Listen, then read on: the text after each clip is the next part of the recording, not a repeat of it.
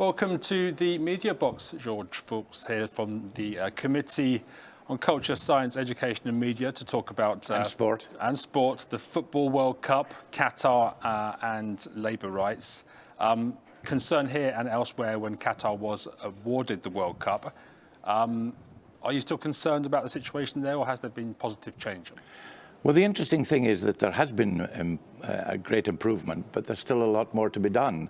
But what we learned today at a very interesting seminar attended by the International Labour Organization, by the representative from Qatar, and by the FIFA, the International Federation of Football, that we can use the award of a major competition to improve human rights in a country. And that's been happening, and that should be used more often. Saudi Arabia are talking about applying for the 2030 World Cup. Now, there's a country that needs improvement in human rights. So once again, we can use sport, and in particular football, and the award of a major tournament as a catalyst, as a pressure to improve human rights in some of these countries. Talking there about Qatar perhaps changing, do you think FIFA has changed? Yes, there's been a revolution in FIFA. The award of the World Cup to Qatar was a scandal. And as a result of that and other scandals, there had been a revolution in FIFA. And Alistair Bell, the Deputy Secretary General, who was with us today, represents the new face of FIFA, the honest, straightforward, sensible face.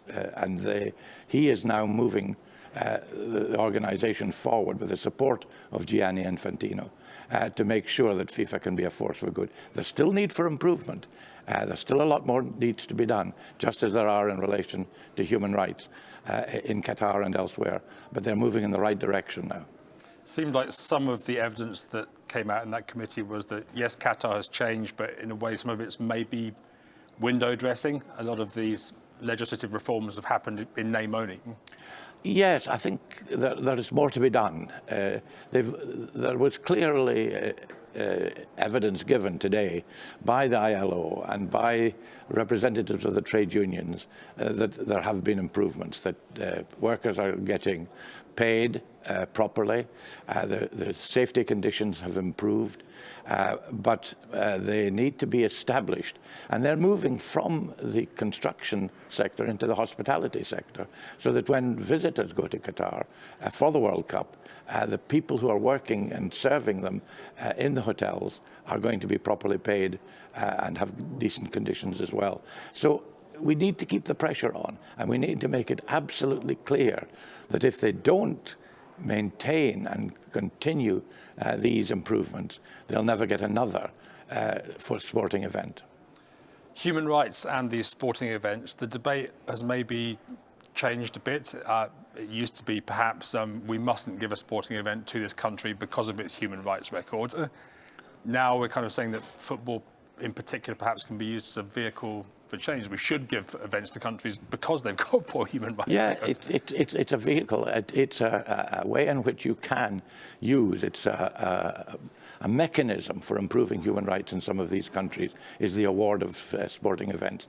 And came out today that it's actually a more effective way of doing it than investment or trade or other areas of activity, because football is so important. It was Bill Shankly from Ayrshire, a former manager of Liverpool, who said, football isn't a matter of life and death. It's more important than that. And football is important for so many people, and sometimes politicians forget that. And we should really recognize that football and sport in general can be used as a force for good in some of these countries that are behind, not just in terms of workers' rights and human rights, but in other areas as well. Lord Foulkes, thank you very much. Thank you.